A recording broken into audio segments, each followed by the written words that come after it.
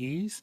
And last numbers I saw, there was an increase of, I think, 18,000 to 438,000 FTEs in the public service, but also an increase in salary or remuneration costs per FTE. And the last number I saw was 125,000 and a few $100 in personnel costs per employee, per full-time equivalent. Thank you very much. Thanks very much. Mr. Kuzmierczak, please go ahead, sir. Thank you so much, Mr. Chair, and thank you so much, Mr. Giroux, for being here with us. It's always a pleasure to get your insights and to spark what is always an enlightening discussion. In 2022, at the height of the global sort of inflation crisis that was rocking countries around the world, Canada had about an 8% inflation rate. I was heartened to hear that you believe that this year the inflation rate in Canada will go down. Can you repeat again what you expect, when you expect the number to reach 2%, which is our target rate? So we expect that the inflation in Canada, will go down to about 2%, or will go down to 2% by the end of the calendar year, so by the end of 2024. And that over the entire year, it will average 2.4. And we expect the inflation rate in 2025 for the calendar year to be 1.9% next year. So this is an incredible drop and much welcome by Canadians from 8% to 2%. Help me understand that drop, because, you know, a year ago I was listening to the Conservatives intently, and the Conservatives were screaming at the top of their lungs that we need to cut programs, federal spending for programs like childcare. They were saying cut childcare. You know, the Conservatives were saying cut dental care, cut spending for dental care. They were saying cut spending for major investments like the battery plant in Windsor that provided 2,500 jobs for my community. And they were saying cut spending like public spending and investment on things like the Canada Child Benefit. So they were saying all these things to cut all these programs, and yet the inflation rate dropped from 8% to 2% without our government cutting spending on things like childcare and dental care and the Canada Child Benefit and investing in job creation like the battery plant in Windsor.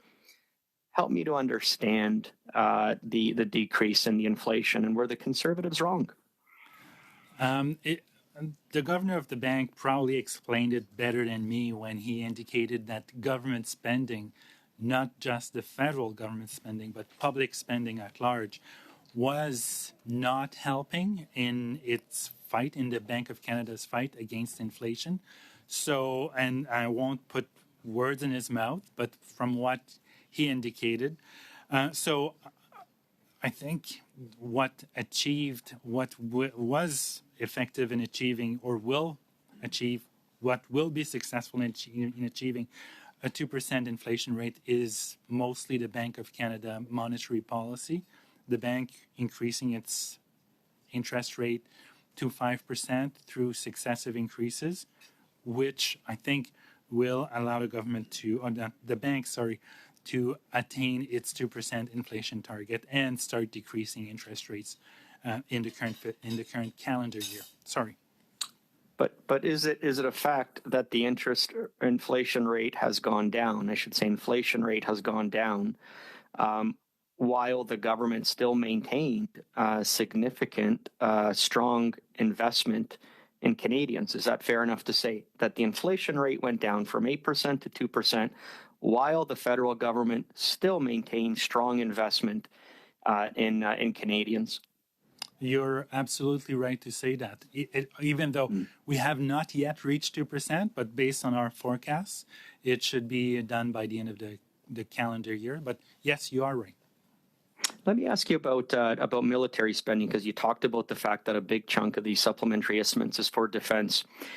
When Stephen Harper was Prime Minister in 2011, the Conservative government introduced 3 years of painful cuts, austerity cuts for the military.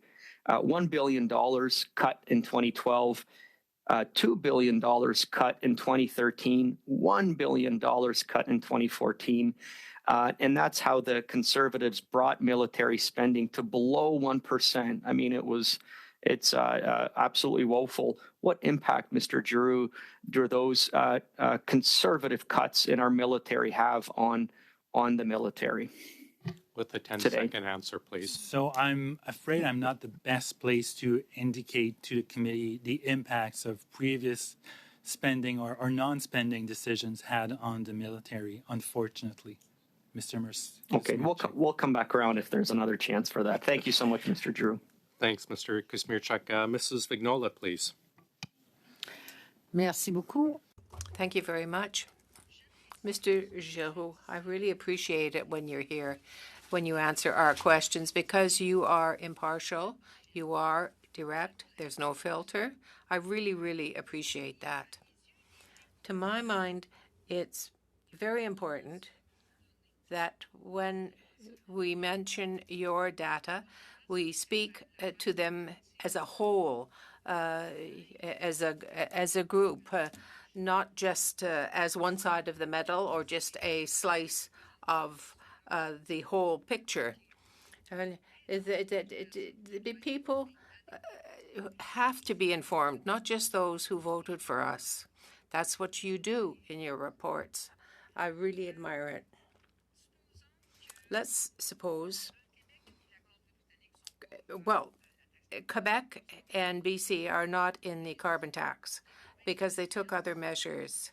The other provinces didn't take measures and therefore are subject to the carbon tax. If the carbon tax were to be withdrawn and there were no measure to encourage a reduction of GHGs and consumption in general, what would be the economic impact of climate change in terms of jobs, income, businesses? Would taking away the carbon tax be a plus or a minus at the end of the day? That is a question that is very difficult to answer because, first of all, if you eliminate the carbon tax and you replace it by nothing, Canada's emissions would probably not increase more than the general trend that Canada is already embarked upon. And given what has been signed by Canada, its commitment to reducing carbon. But if you replace it by nothing and say Canada does increase its emissions by a bit, I don't know whether that would have a notable effect on climate change, given Canada's position. So it's very difficult for me to answer your question. It's like a skier, you know, who does nothing but benefits from someone who has gone to great effort to reduce GHGs. There is the diplomatic situation, the international situation, so it's very difficult for me to answer this hypothetical scenario where you would take away the carbon tax but not replace it. Thank you, Mr. Chair. And just returning to this question around cuts to Indigenous services, and I appreciate my colleague, Ms. Atwin, adding the context of the general trend or the, as you called it, a sharp increase in investment since 2021. I think both she and I know that there's a strong argument to be made that even more money needs to be invested in Indigenous communities because we still see an inequality in outcomes, whether those outcomes are in healthcare or education or infrastructure. There's a massive infrastructure deficit in Indigenous communities that still hasn't been fully addressed. My question was really around these cuts, this $417 million in cuts, and whether that is going to result in a service delivery impact.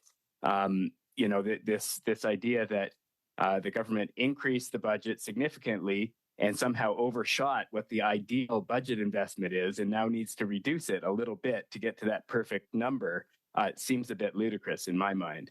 And so I'm very interested in the question that we discussed last round, Mr. Giroux, around whether there is this slop in the budget that can simply be trimmed without any impact on service delivery, or whether, in fact, what Indigenous communities are going to experience is a tangible reduction in the services that they require. And so, Mr. Chair, if it's in order, I would like to move a very short motion that the committee write to the Parliamentary Budget Officer and request an analysis of service delivery impacts stemming from budget cuts at Indigenous Services Canada and Crown Indigenous Relations.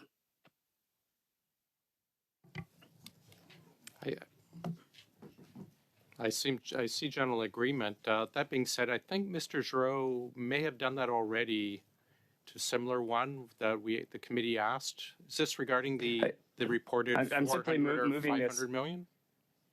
I'm simply moving this in response to our previous round of discussion, in which he indicated that a request from the committee would be helpful in. No, that's fair. What I'm saying is I'm just checking with Mr. Giroux if he's already done that as part of the request we made a couple months ago regarding the $500 million announced.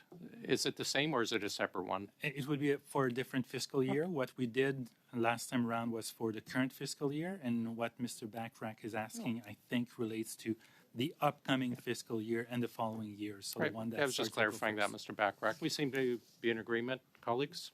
So be it. Thank you, Mr. Chair.